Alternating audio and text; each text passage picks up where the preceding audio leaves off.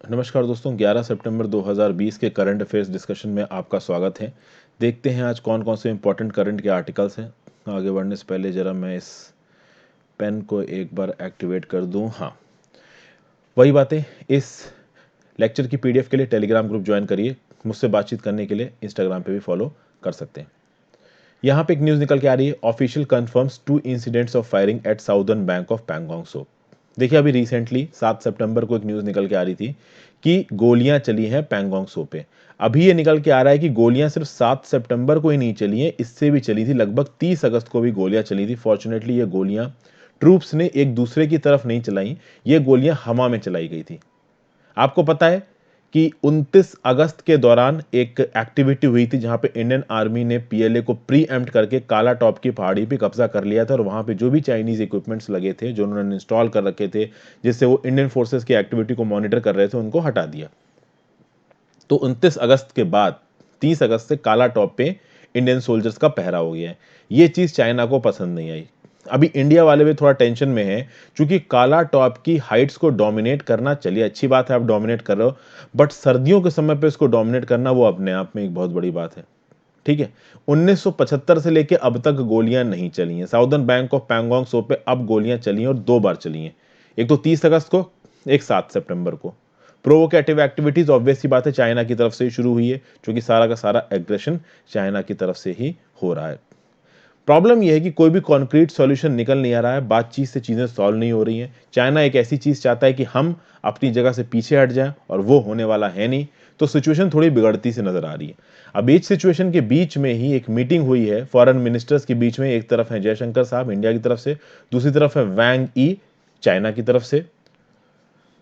दोनों लोग मॉस्को में मिले, मॉस्को में इनकी बातचीत हुई। अब एक्चुअली में इनकी बातचीत क्या हुई ये तो देखिए पता नहीं है। मॉस्को गए थे क्यों जयशंकर साहब? ये गए थे शांघाई कोऑपरेशन ऑर्गेनाइजेशन की जो फॉरेन मिनिस्टर्स की काउंसिल मीटिंग होती है, उसके लिए गए थे। वहां पे जाके ना केवल ये चाइना के फॉरेन मिनिस्टर से मिले, आप देखोगे उज्बेकिस्तान, कजाकिस्तान, तजिकिस्तान, किर्गिस्तान, इन सब के फॉरेन मिनिस्टर से भी मिलेंगे। बस पाकिस्तान के फॉरेन मिनिस्टर से एस जयशंकर साहब नहीं मिले। तो पाकिस्तान के साथ मिलना जरूरी भी नहीं समझा इंडिया ने।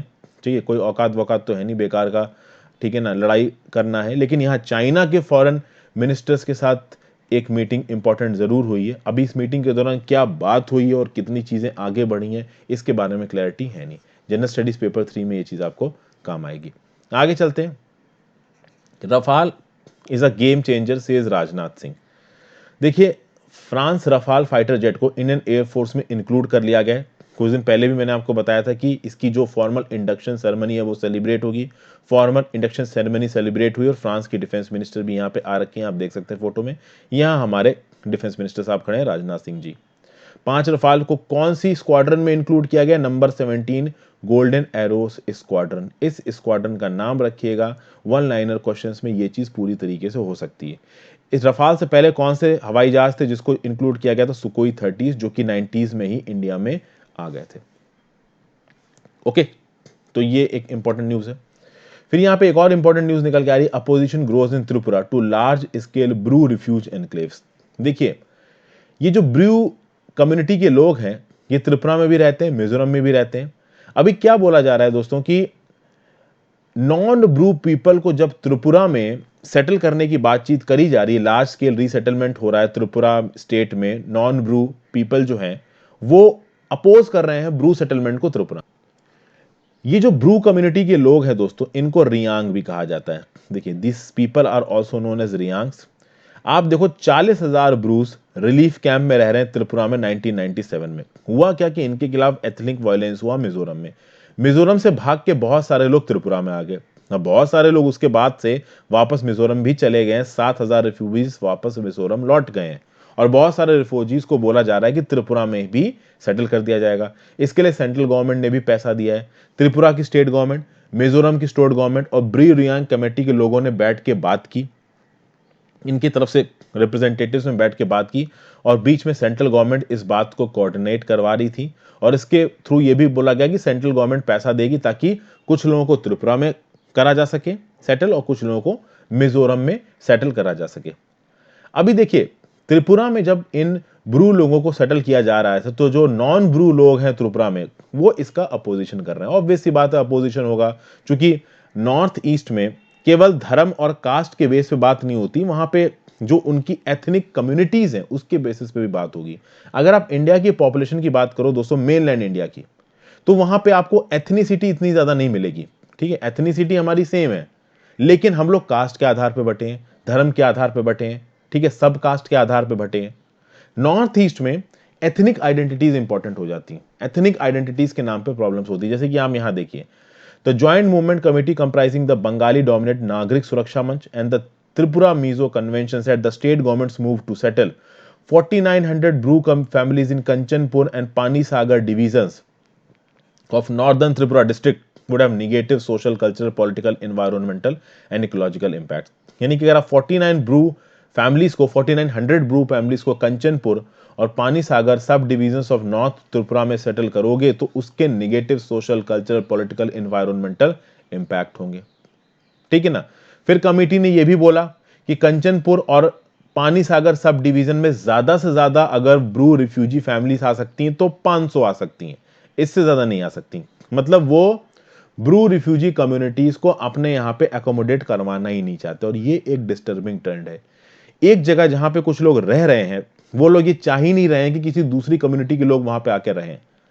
तो अब अनविलिंगली अगर यहां पे इनको एकोमोडेट करवाया जाता है तो हो सकता है कि इस ब्रू कम्युनिटी के लोगों के अगेंस्ट कुछ वायलेंस होने लगे, वहां पे कुछ झड़प होने लगे अलग अलग कम्युनिटीज में। वो सही नहीं है। ये जो ब्रू कम्युनिटी के लोग हैं, ये बहुत समय से पीस ढूंढ रहे हैं और इनको पीस मिल नहीं रहा है। मिजोरम के अंदर भी जब सेटलमेंट की बात हो रही है तो मिजोरम के अंदर तो एथनिक वायलेंस ही हुआ था इन ब्रूज के अगेंस्ट में। तो वहां पे ब्रू कम्युनिटी के लोगों को आप सेटल कर पाओ, वो अपने आप में एक मेजर इशू है। फिर मिजोरम और त्रिपुरा बॉर्डर शेयर करते हैं, तो मिजोरम और त्रिपुरा के बॉर्डर रीजन्स में भी कुछ ब्रू कम्युनिटी के मेंबर्स को आपका सेटल किया जा रहा है। अभी ये सेटलमेंट कुछ हद तक मिजोरम में भी जा रहा है, जैसे कि मिजोरम के 2 सब डिविजन्स में ये सेटलमेंट्स जा रहे हैं। और अब ऑब्वियस सी बात है, अगर आप इन जगहों को देखोगे मैप में, तो ये जो कंचनपुर सब डिवीजन है ना त्रिपुरा में दोस्तों, ये बिल्कुल ही मिजोरम के बॉर्डर पे। तो अभी इस कंचनपुर सब डिस्ट्रिक्ट में अगर आप लोगों को, ब्रू कम्युनिटी के लोगों को एकोमोडेट करते हो तो थोड़ा बहुत वो मिजोरम में भी पहुंचते हैं।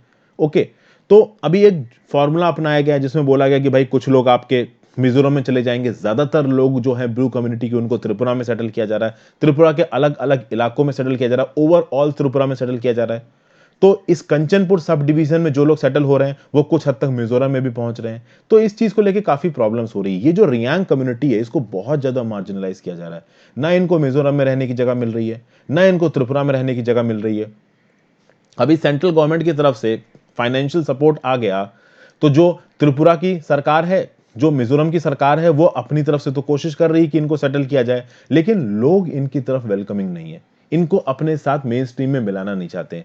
और ये एक प्रॉब्लमेटिक थिंग है, क्योंकि जब लोग वेलकमिंग नहीं होंगे तो आगे आने वाले समय में कुछ वायलेंस इरप्ट हो सकता है। अगली रिपोर्ट है पॉलिटिक्स से रिलेटेड है। अभी आपको बस ज्यादा याद नहीं रखना है, जल युक्त शिविर, ये महाराष्ट्र की स्कीम थी, आपको ये याद रखना है। देखिए, इससे पहले 2014 से लेकर 2019 में सरकार किसकी थी? देवेंद्र फडणवीस जी की सरकार थी महाराष्ट्र में। उस समय पे स्कीम चलाई गई, जल युक्त स्कीम। 9,633 करोड़ रुपए इसको अलॉट किए गए। इसमें एम क्या था कि महाराष्ट्र को एक ड्रॉट फ्री स्टेट बनाएंगे। ड्रॉट फ्री स्टेट बनाने के लिए स्ट्रीम्स को वाइडन करेंगे, रेन वाटर हार्वेस्टिंग करेंगे, जो पानी बरसता है उससे ग्राउंड वाटर रिचार्ज करेंगे, सीमेंट और छोटे छोटे स्टॉप डैम्स बनाएंगे जिससे पानी को स्टोर किया जाए जिस स्ट्रीम से, और उस पानी को सस्टेनेबली इस्तेमाल किया जा सके। फार्म पॉन्ड्स बनाएंगे, नाला खुदवाएंगे। अभी ये जो स्कीम थी वो पूरी तरीके से फ्लॉप हो गई। आप कह सकते हो कि ये स्कीम पेपर पे जितनी अच्छी दिख रही थी, इंप्लीमेंटेशन में उतनी अच्छी ये नहीं निकली। अब जब जल युक्त शिविर पे कॉम्प्ट्रोलर एंड ऑडिटर जनरल की रिपोर्ट आई तो कॉम्प्ट्रोलर एंड ऑडिटर जनरल ने इस जल युक्त शिविर स्कीम की काफी निंदा की। कैग का ये बोलना है कि इसमें पैसा बर्बाद हुआ है, प्रॉपर तरीके से स्कीम ने काम नहीं किया। अभी जब कैग की तरफ से ये स्टेटमेंट आया कॉम्प्ट्रोलर एंड ऑडिटर जनरल की तरफ से, और आपको पता है कि जब स्टेट गवर्नमेंट्स भी पैसा खत्म करती हैं तो वो उन्होंने पैसा सही खत्म किया, गलत खत्म किया, इसके ऊपर भी ऑडिट करता है कैग। तो कैग ने जब ये ऑडिट किया, ऑब्वियस ही बात है, उन्होंने बोला कि जल युक्त शिविर स्कीम सही नहीं है, और फिर पॉलिटिक्स शुरू हो गई। शिवसेना बोल रही है कि ये क्या था, ये देखिए ये इनके काम करने का तरीका है, इन्होंने ढंग से काम नहीं किया। आप बस ये याद रखिएगा, 2-3 जगहों पे चीज आपको काम देगी। फर्स्ट ऑफ ऑल, जल युक्त शिविर ये जो स्कीम है ये न्यूज में, तो ये कहां की है? महाराष्ट्र की है। दूसरा, अगर आपसे पूछ लिया जाए कि कॉम्प्ट्रोलर एंड ऑडिटर जनरल का काम किस हद तक किन किन डोमेन्स में जाता है, तो इस एक एग्जाम्पल को कोट करके आप बता सकते हो कि स्टेट गवर्नमेंट्स की स्कीम अच्छी है, गलत है, इस पे भी कैग स्टेटमेंट दे सकता है, जैसे कि जलयुक्त शिविर पे कैग ने स्टेटमेंट दिया है। और साथ साथ अगर आप फेडरलिज्म के सिद्धांत की बात करो तो एक ऐसी बॉडी निकल के आ रही है जो सेंट्रल गवर्नमेंट को भी रिस्पॉन्सिबल ठहरा रही है और स्टेट गवर्नमेंट को भी रिस्पॉन्सिबल ठहरा रही है, और ये एक इंडिपेंडेंट कॉन्स्टिट्यूशनल बॉडी है। तो रेलेवेंट जगहों पे आप इस इंफॉर्मेशन को कोट कर सकते हो। वो रेलेवेंट जगहें क्या है? जैसे जैसे आपकी जो पढ़ाई है वो मैच्योर हो जाएगी, आपकी तैयारी मैच्योर होने लगेगी, आप ऑटोमेटिकली इस बात को कैचअप करना शुरू कर दोगे कि आपको कहां पे क्या चीज कोट करनी है। फिर आगे चलते हैं। Have a clear loan policy. देखिए, ये जो मोरेटोरियम का पीरियड था ना लॉकडाउन के दौरान, जो 6 महीने लोगों से बोला गया कि ठीक है आप इंटरेस्ट मत दो अपने लोन्स पे, इसके चलते अभी के लिए यूनियन गवर्नमेंट में इस सुप्रीम कोर्ट द्वारा बहुत सारे सवाल पूछे जा रहे हैं। अभी के लिए यूनियन गवर्नमेंट ने समय मांगा है सुप्रीम कोर्ट से कि भैया आप हमको 2 हफ्ते का समय दीजिए, ये जो भी लोन मॉरेटोरियम का हमने एक्सटेंशन दिया है इसमें क्या करना है ये हम आपको बताते हैं। हो क्या रहा है दोस्तों, जो भी इंडिविजुअल बोरोवर्स हैं, जो कॉमर्स और इंडस्ट्री के बोरोवर्स हैं, उन्होंने बहुत सारा पैसा उठा रखा है बैंकों से। वो ट्रेडर्स हैं, धंधे वाले हैं, पावर हैं, रियल एस्टेट वाले हैं, हर तरीके के लोग हैं। अभी क्या हुआ कि 6 महीने के लिए एकदम से सरकार की तरफ से ये अनाउंसमेंट आई कि ईएमआई नहीं देनी है, लोन मोरेटोरियम में एक्सटेंशन दे दिया। अब क्या है कि 31 अगस्त को वो पीरियड खत्म हो चुका है। अब बैंकों ने क्या करना शुरू कर दिया? बैंकों ने जो ईएमआई उनकी इस टाइम ड्यूरेशन के दौरान नहीं आई, लॉकडाउन के दौरान जब ईएमआई रोक दी थी सरकार ने, उसके टाइम ड्यूरेशन के दौरान जो इंटरेस्ट था उस इंटरेस्ट पे भी इंटरेस्ट चार्ज करना शुरू कर दिया बैंकों ने। तो ये जो ट्रेडर्स थे, बोरोवर्स थे, जिन्होंने पैसा उठाया था बैंकों से, मार्केट से, ये काफी परेशान है। ये बोल रहे हैं कि ये किस बात का मोरेटोरियम हुआ, इससे अच्छा तो हम उसी समय पैसा देते रहते, आप तो उसके इंटरेस्ट पे भी इंटरेस्ट मांग रहे हो। किसी भी तरीके की लोन रिस्ट्रक्चरिंग नहीं हो रही है, क्योंकि आरबीआई, सरकार ने आरबीआई के ऊपर बिल फाड़ा। आरबीआई ने बैंकों से बोल दिया कि बैंक जो भी कंसेशन देना चाहे दे दे, और बैंक कोई कंसेशन दे नहीं रही है। ये रियलिटी है। तो जो बोरोवर्स हैं वो बोल रहे हैं कि देखिए 6 महीने तक हमने लोन नहीं दिया, क्योंकि हमको लगा कि सरकार ने हमको सुविधा दी है कि हमको ईएमआई नहीं देनी पड़ेगी या इंटरेस्ट नहीं देना पड़ेगा। अभी हमने इंटरेस्ट नहीं दिया इस 6 महीने में, और इस इंटरेस्ट पे इंटरेस्ट मांग रही है हमसे बैंक, और जब हम इंटरेस्ट पे इंटरेस्ट देने में देर कर रहे हैं तो बैंक हमारी क्रेडिट रेटिंग गिरा रही है। तो अकाउंट होल्डर्स और ये जो बैंक के बोरोवर्स है ना, ये काफी परेशान है। तो ये बैंक के बोरोवर सुप्रीम कोर्ट में प्रेशर डाल रहे हैं, सुप्रीम कोर्ट सेंट्रल गवर्नमेंट के ऊपर प्रेशर डाल रहा है, और सेंट्रल गवर्नमेंट ने 2 हफ्ते का टाइम मांगा है सुप्रीम कोर्ट से कि हमें 2 हफ्ते का टाइम दीजिए, आरबीआई के साथ डिस्कशन करके हम लोन पॉलिसी के ऊपर एक डिटेल्ड डॉक्यूमेंट लेके आपके सामने हाजिर होंगे। अभी देखते हैं 2 हफ्ते के बाद गवर्नमेंट का क्या रिप्लाई आता है। जनरल स्टडीज पेपर 1 में ये चीज आपको काम आएगी। फिर एक और चीज निकल के आ रही, इंडिया और जापान ने एक लॉजिस्टिक एग्रीमेंट को साइन किया। इंडिया और जापान की जो आर्म्ड फोर्सेस हैं वो एक दूसरे की सर्विसेज को और एक दूसरे द्वारा दी गई पावर जो सप्लाईज हैं, मिलिट्री सप्लाईज को इस्तेमाल कर सकते हैं। हालांकि वो मिलिट्री सप्लाईज टेक्नोलॉजी के फील्ड में नहीं है, बट फिर भी एक तरीके का लॉजिस्टिक एग्रीमेंट है। तो एक दूसरे के बेसेस को, एक दूसरे के शिपिंग वेसल्स को, खासकर मिलिट्री शिपिंग वेसल्स को ये लोग इस्तेमाल कर सकते हैं। ये बातचीत कब करी गई? तो प्राइम मिनिस्टर नरेंद्र मोदी जी ने शिंजो एबे जी, जो कि जापानीज प्राइम मिनिस्टर हैं, जो कि आउट गोइंग है, उन्होंने फोन पे बातचीत करी, और उसके बाद एक पैक्ट साइन हुआ। डॉक्टर अजय कुमार, जो कि इंडिया के डिफेंस सेक्रेटरी हैं, और ambassador of Japan Suzuki Satoshi के बीच में, और यहां पे एग्रीमेंट किया गया reciprocal provision supplies and services, जिसमें armed forces of India and Japan एक दूसरे द्वारा बनाए गए एसेट्स का प्रयोग कर सकते हैं लॉजिस्टिक के फील्ड में। फिर इसके थ्रू कर क्या सकते हैं? तो भैया जब एक दूसरे के एसेट्स का प्रयोग करेंगे तो बायलैटरल ट्रेनिंग एक्टिविटीज भी बढ़ेगी। यूनाइटेड नेशंस की जो पीस कीपिंग ऑपरेशंस दुनिया भर में काम करते हैं, ह्यूमैनिटेरियन इंटरनेशनल रिलीफ ऑपरेशंस होते हैं, इसमें एक दूसरे की मदद कर सकते हैं। सामने सामने तो बोला नहीं जा रहा है, बट कहीं ना कहीं चाइना को काउंटर करने में भी ये चीज काफी मदद देगी। मैरीटाइम कोऑपरेशन इंडिया और जापान के बीच में बनेगा। ऑटोमेटिकली जापान के साथ जब इंडिया का मैरीटाइम कोऑपरेशन बनेगा तो इंडिया के वेसल साउथ चाइना सी में पहुंचेंगे, जो कि चाइना चाहता नहीं है। इंडिया और जापान के बीच में जो नवेल एक्सरसाइजेज है वो एक अलग ही लेवल पे पहुंच जाएंगी। तो बहुत सारी अच्छी अच्छी बातें यहां पे बताई जा रही हैं। फिर भैया बीरत पोर्ट पे 4 अगस्त को एक ब्लास्ट हुआ था, उसकी मैंने आपको वीडियो भी दिखाई थी और आपने देखी होगी, बहुत ज्यादा फेमस हुई है वो वीडियो। 190 लोग उसमें मर गए। अभी वो इतना डिजास्टर्स इंसिडेंस था कि भाई साहब सबकी हालत खराब हो गई थी। हम लोग यहाँ बैठे बैठे जब देख रहे थे, तभी देख के ही डर लग रहा था कि भाई ये क्या हुआ। उसके बाद आप देखोगे कि अभी रिसेंटली एक और आग लग गई बेरूत पोर्ट पे। अब जब ये आग लगी भैया हाहाकार ढह गया। उस समय पे भी क्या हुआ था, जब 4 अगस्त को ब्लास्ट हुआ था, पहले आग लगी थी और आग लगने के कुछ सेकंड बाद ही वो ब्लास्ट हो गया था और डेंजरस ब्लास्ट था। अभी जब ये आग लगी तो लोग बहुत डर गए और बहुत सारे लोग शहर छोड़ के भागने लगे, इतना ज्यादा डर गए वो। ओके, हालांकि ये बोला जा रहा था कि जो कुछ कुकिंग ऑयल से वहां पे आग लगी और बाद में वो जो आग थी वहां बहुत सारे रबर टायर्स स्टोर थे, तो रबर टायर्स ने वो आग पकड़ ली और इसलिए वो इतनी बड़ी हो गई। हालांकि अब आग को बुझाने का काम शुरू हो चुका है। एक और रिलीजियस इनटॉलरेंस का एग्जाम्पल देखा जाए तो पाकिस्तान के एक क्रिश्चियन पर्सन को डेथ की सजा सुनाई गई है ब्लास्फेमी के लिए एक पाकिस्तानी कोर्ट में।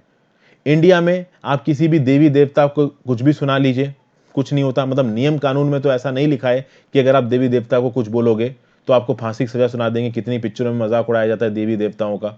ओके, लेकिन पाकिस्तान में ऐसा नहीं है। पाकिस्तान में अगर आप ब्लास्फेमी करते हो, कुछ भी प्रॉफिट मोहम्मद के अगेंस्ट बोलते हो, तो आपको मौत की सजा है। तो अभी पाकिस्तानी कोर्ट ने एक क्रिश्चियन मैन को इस्लाम के जो प्रॉफिट मोहम्मद हैं उनके रिस्पेक्ट में कुछ इंसल्टिंग टेक्स्ट मैसेजेस भेजे थे एक पर्सन ने, उसको मौत की सजा यहां पे सुनाई गई है। तो basically this is an example of Pakistan blasphemy loss. जब भी रिलीजियस टॉलरेंस से रिलेटेड अगर कोई क्वेश्चन आता है इंडिया में, तो आप इंडिया की कंडीशंस को फॉरेन कंडीशंस के साथ कंपेयर करते हुए इस इंसिडेंस को कोट कर सकते हो। ये आपकी मदद कर सकता है। आपको आंसर्स ऐसे लिखने हैं दोस्तों, पहले आप हमारे देश की कंडीशंस को बताओगे और हमारे देश की कंडीशंस अच्छी कैसे हैं पास की कंट्रीज से ये बताओगे, हमारे देश की कंडीशंस बुरी कैसे हैं पास की कंट्रीज से ये बताओगे, और एंड में आप एक बैलेंस्ड कंक्लूजन दोगे। This is the art of answer writing. आगे बात करते हैं कैलिफोर्निया वाइल्ड फायर्स ग्रोइंग बिगर। देखिए कैलिफोर्निया का सियरा नेशनल फॉरेस्ट, पहली बात तो आप अगर यूएसए का मैप देखोगे तो आपको कैलिफोर्निया बिल्कुल ही वेस्टर्न एज पे नजर आएगा। यहां देखिए आपको कैलिफोर्निया नजर आ रहा है, ये रहा कैलिफोर्निया, पैसिफिक ओशन के साथ बॉर्डर आ रहा है। आप कह सकते हो कि on the western edge of USA California situated है। अभी इस कैलिफोर्निया में बहुत बड़े फॉरेस्ट हैं जिनका नाम है Sierra national forest. Sierra national forest में लग गई आग। अब आपको यूएस का मैं एक ट्रेंड बताता हूं। यूएस में क्या होता है दोस्तों कि लोग कैंपिंग करते हैं, इंडिया में भी कैंपिंग होती है, कैंपिंग फॉरेस्ट में होती है। तो क्या होगा कि वो लोग अपनी कार में पीछे की तरफ अपने कैंपिंग वैम्पिंग का सामान डालेंगे, कार को ड्राइव करके फॉरेस्ट के बीच में ले जाएंगे, कहीं पे एक अच्छी जगह मिलेगी वहीं पे अपना तंबू गाड़ लेंगे, वहीं बारबेक्यू लगा लेंगे, खाना ना पकाएंगे, खाएंगे और वहीं पे तंबू के अंदर सो जाएंगे। ये बहुत नॉर्मल फिनोमिना है यूएसए में, काफी मजा भी आता है इस फिनोमिना में। पहले मैंने भी कभी सोचा था कि करूंगा, बट अभी तक मैं यूएसए गया नहीं। तो हुआ ये कि बहुत सारे हॉलिडे कैंपर्स थे इस फॉरेस्ट में। एकदम से आग लगी इस कैलिफोर्निया के सियरा नेशनल फॉरेस्ट में और ये आग एकदम वाइल्ड फायर की तरह फैली। एक दिन में 24 किलोमीटर आग फैल गई और अभी के लिए आप देखोगे कि 10,100 स्क्वायर किलोमीटर के फॉरेस्ट जल चुके हैं। अभी जब जो कैंपर्स इसके फॉरेस्ट के बीच में फंसे हुए थे ना, उनको निकालने के लिए हेलीकॉप्टर्स डिप्लॉय किए गए। अब यहां पे जो इन्वायरमेंटलिस्ट है, जो यूएस का एडमिनिस्ट्रेशन है, वो काफी सख्ते में आ गया। उनको लगा कि यार एकदम से इतनी फायर कैसे फैल गई। जब इस चीज पे बहस हुई तो यह पता चला, जब देखा गया तो बहुत सारे रीजंस बताए जा रहे हैं कि इस वाइल्ड फायर के। ड्रॉट एक रीजन बताया जा रहा, वार्मिंग टेम्परेचर रीजन बताया जा रहा, क्लाइमेट चेंज रीजन बताया जा रहा। एक एक करके मैं आपको रीजन बताता हूं। पहले तो क्या होता था, इस फॉरेस्ट से बहुत सारी छोटी छोटी स्ट्रीम्स निकला करती थी, पानी की स्ट्रीम्स निकला करती थी। कहा जाता है कि अब ये स्ट्रीम्स सूख गई हैं, तो पानी की अवेलेबिलिटी कम है वहां पे। चूंकि ग्लोबल वार्मिंग का फिनोमिना है तो नमी कम है, वेजिटेशन में जो मॉइस्चर है वो कम है। तो जब चीजें ड्राई हो जाती हैं ना तो वो बहुत आराम से जलने लगती हैं। जब उनमें मॉइस्चर होता है तो थोड़ा जलने में प्रॉब्लम होती है। और जो कैलिफोर्निया में जो इन्वायरमेंट का और जो टेम्परेचर्स का ट्रेंड है वो कुछ ऐसा ही है कि टेम्परेचर तो बढ़ रहे हैं और कंडीशंस ड्राई हो रही हैं। तो पानी के जो सोर्सेस थे वहां पे वो कम हो रहे हैं, मॉइस्चर अवेलेबिलिटी वहां पे कम है। तो ऐसे में वेजिटेशन बहुत तेजी से जलती है। और खास बात दोस्तों ये है कि बार्क बीटल एक्टिविटी यहां पे बहुत तेज हो गई। अभी आप बोलोगे कि ये बार्क बीटल एक्टिविटी क्या होती है। बार्क बीटल देखिए एक तरीके की स्पेशीज होती है जो कि जो डेड प्लांट्स होते हैं ना, उन डेड प्लांट्स को डिकम्पोज करती है। आप देखो जब जो प्लांट मर जाते हैं, जो लीव्स नीचे गिर जाती हैं, जरूरी है कि उन प्लांट्स को, उन मरे हुए डेड ट्रीज को जल्दी से डिकम्पोज किया जा सके, ताकि उन डिकम्पोज्ड मटेरियल से अच्छे अच्छे कंपोनेंट्स को निकाल के आप नई वेजिटेशन खड़ा कर सको। ऑटोमेटिकली ये वेजिटेशन खड़ी होती फॉरेस्ट में, किसी को कुछ करने की जरूरत नहीं पड़ती है। लेकिन अब ये हो रहा है कि बार्क बीटल की कुछ ऐसी स्पेशीज आ गई हैं जो हेल्दी ट्रीज को भी इन्फेक्ट करके मार रही हैं, और जो ऑलरेडी मरे हुए ट्रीज हैं उनको तो जल्दी डिकम्पोज कर ही रही है। अभी जब बार्क बीटल एक्टिविटी एक लिमिट से ज्यादा बढ़ जाएगी और ट्रीज का डिकम्पोजिशन होने लगेगा, तो ये जो डिकम्पोजिशन वाले जो ट्रीज होते हैं ना, ये जो मरे हुए ट्रीज होते हैं ना, ये आइडियल मटेरियल होते हैं जलने के लिए। तो अगर बार्क बीटल एक्टिविटी के चलते ये ड्राइड ट्रीज और डेड ट्रीज की जो पॉपुलेशन अगर वो बढ़ती है और इस तरीके की कोई वाइल्ड फायर शुरू होती है, तो वो वाइल्ड फायर बहुत तेजी से फैलेगी। और यही कुछ देखने को मिल रहा है हमको कैलिफोर्निया में। तो इंपॉर्टेंट क्या है आपके लिए? Bark beetle activity. California USA के वेस्टर्न एज पे, आप कह सकते हो साउथ वेस्टर्न एज पे ऐसा हो क्यों रहा है? क्योंकि कंडीशंस ड्राई हो रही हैं, स्ट्रीम्स गायब हो रही हैं, वेजिटेशन में मॉइस्चर कम है। ग्लोबल वार्मिंग का भी यहाँ पे एक बहुत बड़ा रोल है। तो वाइल्ड फायर में ये कैलिफोर्निया वाली जो वाइल्ड फायर है, इसका एग्जाम्पल आप दे सकते हो। Thank you for watching this video friend. General studies paper 1 में आपको काम आएगा। Have a great day.